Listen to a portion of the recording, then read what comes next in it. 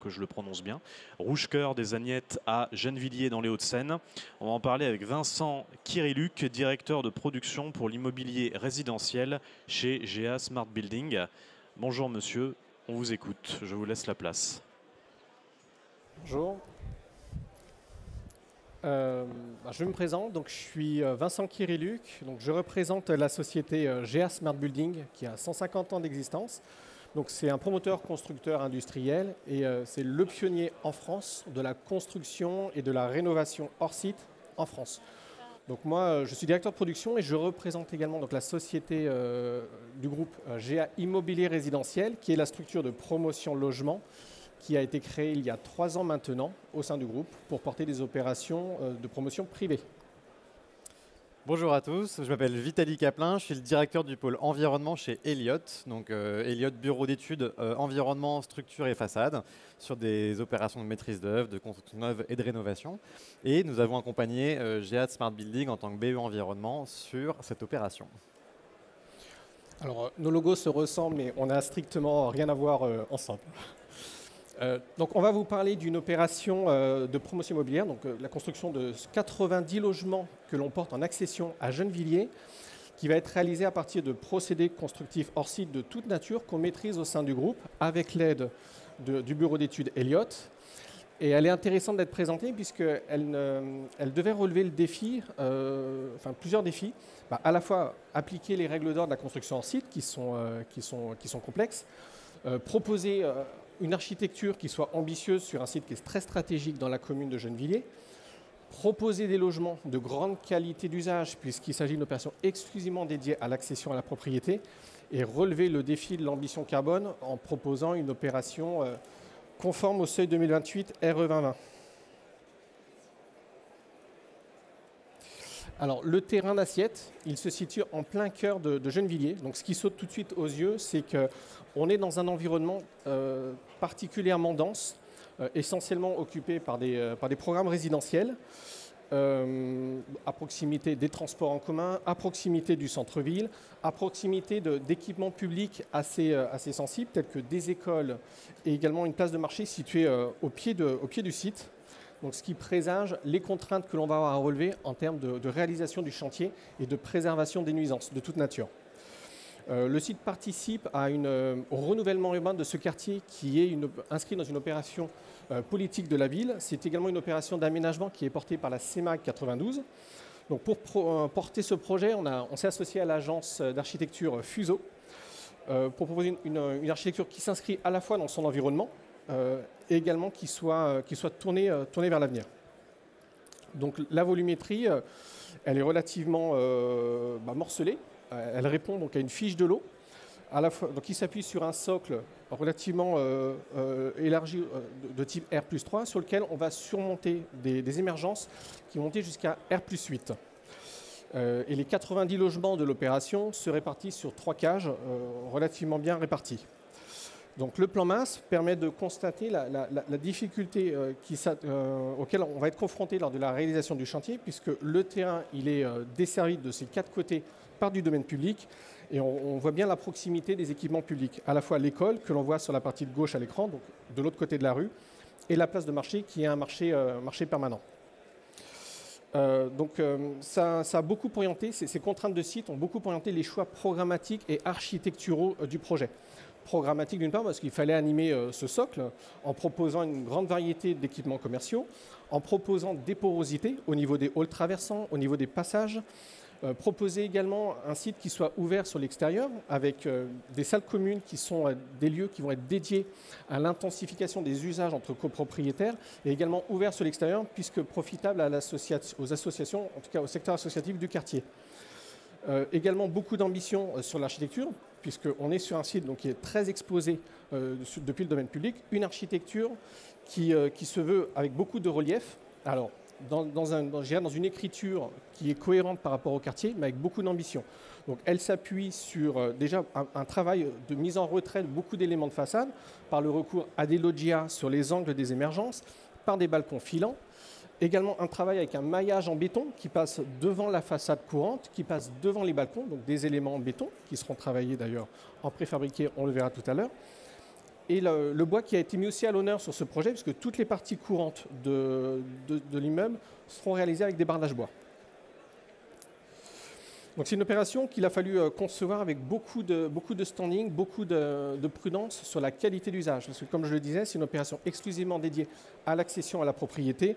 Donc on a mis l'accent sur la qualité d'usage. Donc ça passe par quoi? Ça passe par une organisation des logements de façon à garantir 100% de logements traversants, que ça concerne les petits logements, du studio jusqu'au plus grand, les T5. Travailler des logements avec exclusivement des surfaces annexes et des prestations généreuses. Donc, comment on a réussi ce défi? C'est recourir également avec des trames de bâtiments qui sont un peu différentes que ce qu'on pouvait faire il y a encore quelques années, donc en recourant à des coursives qu'on a revisitées. On a préservé l'intimité des logements en les prévoyant suffisamment larges. Et surtout des prestations qu'on a travaillées à la hausse pour aujourd'hui redonner un peu ces lettres de noblesse au secteur de la promotion qui a quand même été très décrié ces dernières années. Donc ça nous a permis, et ça s'est ressenti sur les résultats commerciaux, puisque cette opération a été mise en vente en septembre dernier. Sur les 90 logements, on a déjà réservé 43 logements. Et sur les 43 logements, 93 ont trouvé preneur auprès de propriétaires occupants et 86% auprès de primo-accédants. Donc comment on a réussi à attirer autant de primo-accédants sur cette opération? Mis à part la qualité des plans, un travail fin sur la grille de prix, c'est en mettant en valeur également la construction hors site. Donc cette thématique sur cette opération, elle provient déjà de notre ADN que l'on porte au sein de GA. Elle provient aussi de l'ambition qu'a souhaité porter avec nous la CEMAG, donc l'aménageur, et la ville de Gennevilliers, pour porter une opération d'excellence qui vise le seuil 2028-2020, une opération également qui soit précautionneuse de son environnement bâti en phase de chantier. C'est ce qu'on a mis en valeur. Mais également, le hors site, c'est aussi des bénéfices pour nos clients. Alors, comment on les a mis en valeur? Comment on les a présentés auprès de nos clients? On s'est basé sur 3 aspects. C'est déjà construire hors site, c'est construire plus vite.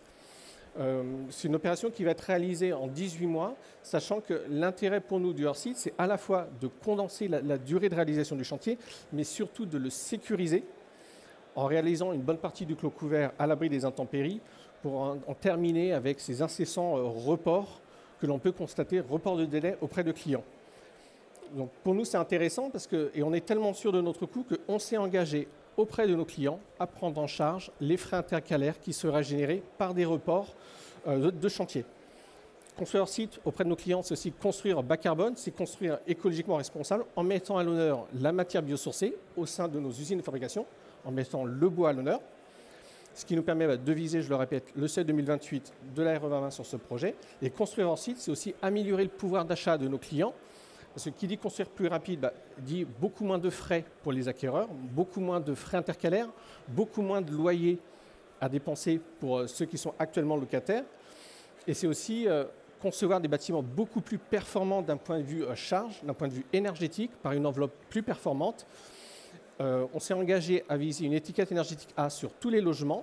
Et on est tellement sûr finalement de ce travail que l'on mène avec nos industriels et avec Elliott, qu'on s'est engagé auprès de nos clients à prendre en charge les charges de consommation au chaud et chauffage de la première année. Donc, je vais laisser la main à Vitaly qui va vous présenter plus en détail le mode constructif. Merci beaucoup Vincent. Effectivement, je vais rentrer un peu plus dans la partie technique de ce qui a été fait au niveau du hors-site. Donc dans ce bâtiment-là, on a une structure poteau-poutre en béton, donc qui est également préfabriquée par Prega, donc autre filiale de GA. Donc c'est ce qu'on appelle de la préfabrication une dimension, puisque ce sont des poteaux et des poutres, et qu'on vient assembler directement sur le chantier. Et sur cette base-là, on va avoir 3 modules 2D, 3D, un module de plancher, un module de façade, et après je parlerai un peu du module plus spécifique de salle de bain, qui vont venir du coup se clipser sur le bâtiment et construire un peu son ensemble comme ça. Les niveaux objectifs qui sont visés dans le cadre de cette opération, au niveau du carbone notamment, c'est le niveau 2028 de la RE et un niveau 3 de l'équivalent bâtiment biosourcé. Je commence par le plancher. Du coup, au niveau du plancher, on est sur un plancher solivé en bois, donc des solives en bois avec une dalle de compression de 6 cm qui est posée en béton par-dessus et un OSB. Et en sous-face, on a évidemment la partie d'isolation acoustique et puis un parement pour le côté esthétique et acoustique. Donc on vient poser des éléments de 2 dimensions, de plancher en bois sur l'ossature poteau-poutre en béton du bâtiment. Le deuxième gros module préfabriqué, c'est la partie façade. Donc là, on est sur un mur ossature bois, donc avec toute la partie ossature. Un remplissage évidemment en isolant biosourcé. Alors sur cet isolant biosourcé, on a eu plusieurs itérations dans le cadre du projet. Initialement, on partait sur un isolant paille qui a des très bonnes propriétés thermiques évidemment, mais aussi des bonnes propriétés hygrothermiques, donc il peut réguler un peu plus facilement, notamment l'été, les surchauffes. Mais cela dit, ce n'était pas couvert par un avis technique pour des bâtiments de 3e famille comme celui-là. Donc pour éviter d'avoir à passer par un ATEX, on a cherché un peu d'autres variantes. On a étudié le Gramitherm. Gramitherm, c'est un isolant à base d'herbe. C'est une filière wallonne en l'occurrence, pour ceux qui connaissent ce produit. Donc assez intéressant puisque déjà l'herbe ça pousse très vite, donc il y a un impact carbone qui est très négatif, en tout cas très valorisé négativement dans leur FDES. Et puis souvent ce sont issus de coproduits, enfin de co-déchets de l'industrie agricole, donc un isolant qui est assez intéressant, mais néanmoins pas tout à fait aussi performant que la paille. On est sur un lambda de 0,041 à peu près. Et du coup, pour quand même avoir un bon équilibre thermique, on est finalement parti en termes d'isolation sur le Biofib Trio, donc qui a un mix de chanvre, de lin et de coton, et qui a plusieurs avantages, à la fois la partie résistance thermique, à la fois la partie bas carbone négatif, puisque c'est du biosourcé, avec une FDES correspondante, et puis à la fois aussi grâce au chanvre qui a à l'intérieur les propriétés hygrothermiques.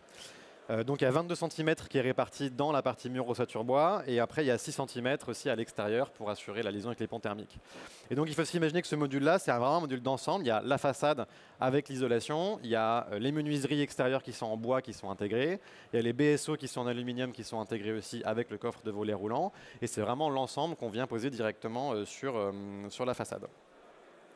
Et puis le troisième module, donc ça ce sont les salles de bain préfabriquées en 3D. Donc là c'est plutôt une phase d'expérimentation, elles ne sont pas forcément sur tous les logements. Donc là il faut imaginer, c'est pareil, c'est la boîte avec tout, donc il y a les WC, les vasques, le sèche-serviette, tous les équipements PMR, etc. Sur une dalle en béton, parce qu'en salle de bain on préfère quand même faire ça sur une dalle en béton, qui vient se poser sur le plancher solivé. Et sur le chantier il y a uniquement le raccordement à faire avec les gaines verticales.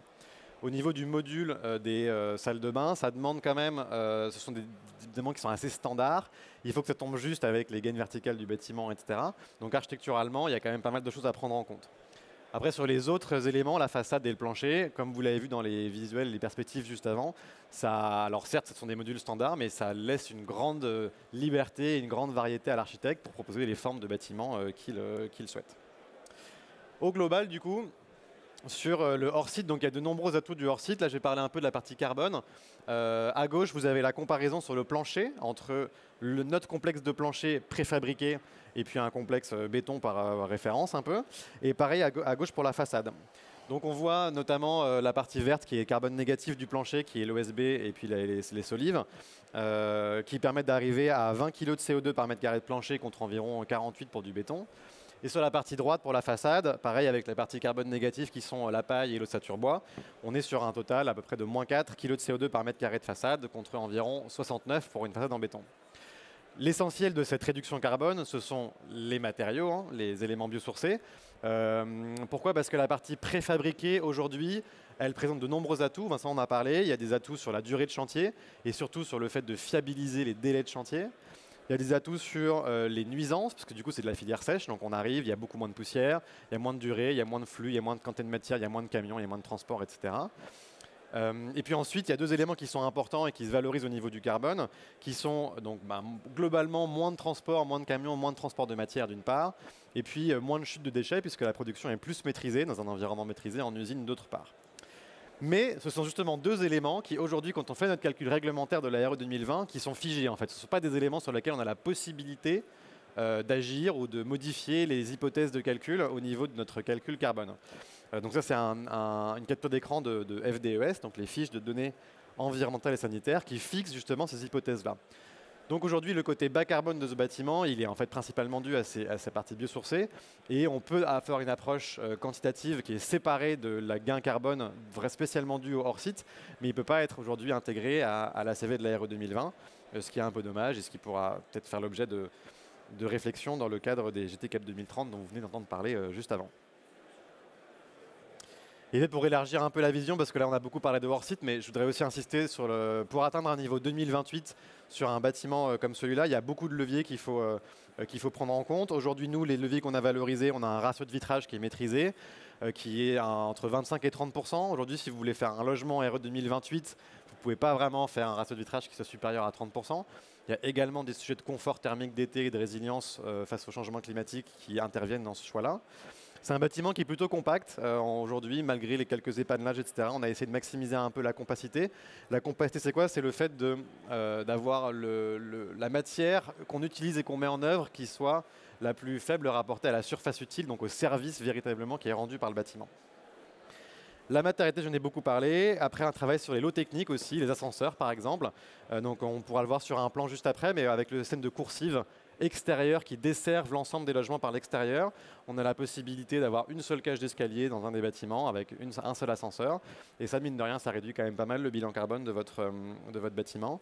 Et puis tout un travail qui est en cours sur l'exosquelette, qui est la partie qui justement porte ces coursives extérieures, qui est toujours en cours pour essayer de continuer à réduire cet impact carbone-là.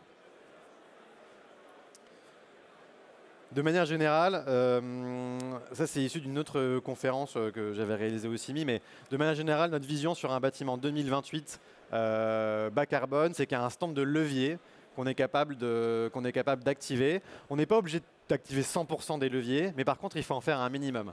Donc par exemple, le levier 1, c'est la compacité. C'est un levier qu'aujourd'hui, nous, on considère qu'on a actionné sur ce bâtiment. Le numéro 2, c'est les balcons. Donc, nous, on a de nombreux balcons, de nombreuses coursives. Ça émet beaucoup de carbone. Donc ça, c'est un choix architectural et un choix de confort d'usage qui est réalisé. Mais on sait que derrière, quand on installe beaucoup de balcons, etc., on va devoir faire plus d'efforts sur les autres leviers. Donc par exemple, la structure, le numéro 3, poteau, poutre, bois aujourd'hui, mix bois-béton pardon aujourd'hui. La matérialité de façade, qui est le 4, donc là, complètement en bois, isolant biosourcé, beaucoup d'efforts qui ont été réalisés. Les typologies de menuiserie, donc menuiserie bois sur ce projet, donc pareil, les gros efforts qui ont été réalisés pour réduire l'empreinte carbone. Le 6, c'est le taux de vitrage, qu'on a essayé de réduire aussi. Le 7, ce sont les protections solaires extérieures qu'on a voulu en aluminium sur ce projet, à la fois pour des raisons esthétiques, architecturales, et à la fois pour des raisons de confort d'été, de confort thermique l'été. Donc pareil, ça coûte un peu de carbone, mais on assume ce projet, on actionne d'autres leviers à la place. Le 8, ce sont les toitures végétalisées qui sont importantes dans le cadre du projet. Pareil, des questions de confort thermique, des questions d'abattement d'eau pluviale, des demandes du PLU, des demandes de la ville, mais qui demandent des renforts structurels plus importants, qui vont également coûter un petit peu de carbone sur le bâtiment. Le 9, c'est les lots architecturaux de manière générale, et puis le 10, les lots techniques, et en particulier les ascenseurs sur ce projet. Donc voilà, pour dire qu'on a beaucoup de leviers pour faire un 2028 aujourd'hui. On est obligé de travailler sur certains, on peut avoir plus de liberté sur d'autres, et c'est aussi comme ça aujourd'hui qu'on envisage un peu la conception chez Elliott et puis avec GA. Et peut-être un dernier point sur ce bâtiment avant de laisser la place à quelques questions, pour quand même faire un petit mot sur les performances thermiques dont Vincent a déjà parlé et le DPE classe A qui est visé sur l'opération. Aujourd'hui, on a donc effectivement des consommations de chauffage qui sont réduites sur ce bâtiment, notamment grâce à la façade préfabriquée hors site, qui, avec une isolation de l'ordre de un R entre 7 et 8, grâce à la proposition de façade qu'on a réalisée, qui permet de réduire les consommations de chaud. Il y a toujours un certain nombre de déperditions dans le bâtiment qui sont dues à sa forme, aux coursives, aux balcons, au taux de vitrage, etc. Et également à certains choix, puisqu'aujourd'hui, quand on conçoit un bâtiment d'un point de vue thermique, en tout cas chez Elliott, on a vraiment cette vision du confort thermique d'été, de la résilience l'été, de comment on fera pour que aujourd'hui les gens qui achètent ce logement et qui vivront dedans dans 30 ans quand il fera 45 degrés pendant 3 semaines au mois d'août, comment est-ce qu'ils vivent de manière confortable à l'intérieur. Et donc aujourd'hui, ça fait partie aussi des équilibres à trouver entre nos choix de vitrage, nos choix de balcon, les retraits de façade et derrière potentiellement les consommations de chauffage qui peuvent être amenées à augmenter un peu parce qu'on cherche à réduire aussi les apports solaires, par exemple l'été. Donc l'ensemble de cette conception de bâtiment, au niveau carbone, au niveau hors site, au niveau thermique, au niveau confort d'été, au niveau des autres aspects, voilà, c'est un grand équilibre et c'est ce sur quoi on essaie de travailler sur ce projet tous ensemble. Et on peut passer aux questions. Est-ce que ça revient? Oui, c'est bon. Merci Vincent Kiriluc et merci Vitaly Caplin. Je vous présente mes excuses parce qu'en fait sur mon programme, vous deviez être tout seul à présenter ça. Donc c'est pour ça que je vous ai zappé. Voilà, désolé, mais vous étiez bien là et merci à vous. Est-ce qu'il y a des questions dans la salle? Oui, un monsieur au premier rang. Oui, bonjour, bravo pour cette réalisation. Bertrand Fétiveau, consultant. Une question, vous avez beaucoup parlé de béton, mais on peut parler de béton bas carbone. Ici, il y a par exemple une entreprise qui fait du béton de bois, ou par exemple, je ne sais pas s'ils sont là, mais Hoffman Green qui offre tout de même un béton avec moins de CO2. Où vous avez, enfin, quel est votre type de béton que vous avez pris? Alors le béton qui est utilisé, c'est du CEM3. On n'est pas parti sur un béton Hoffman. En fait, c'est pareil, ça fait partie. Donc aujourd'hui, quand on fait des structures mixtes, on essaie de se tourner vers des bétons qui sont plutôt bas carbone. Donc, bas carbone au sens large, ça peut un peu vouloir tout et rien dire. Les bétons type Hoffman qui sont vraiment spécifiques, ils sont adaptés à certains usages, plutôt en dalle par exemple ou en noyau. Pas forcément pour de la préfabrication de poteaux-poutres, comme c'est le cas sur cette opération-là. Et après, pareil, c'est un équilibre donc aujourd'hui dans le calcul carbone entre la partie qui est effectivement en béton, qui sont les poteaux-poutres, quelques dalles de compression, et la partie qui est en bois. On arrive à un niveau 2028 avec du béton CEM3 sur la structure. Alors sur la provenance des bétons, donc, ils proviennent des usines de préfabrication du groupe, des usines Prega, qui investit énormément dans la R&D. Donc aujourd'hui, ce qui a été valorisé, effectivement, c'est du CM3 parce que c'est ce qui est disponible, c'est ce qui est commercialisé aujourd'hui. Ce qui est en cours de commercialisation pour cette année, c'est même on passerait sur du CM4, donc ce qui aboutirait d'ailleurs à un bilan carbone plus avantageux et ce qui sera très certainement mis en œuvre sur l'opération. Est-ce qu'il y a une autre question? Oui, madame, mesdames.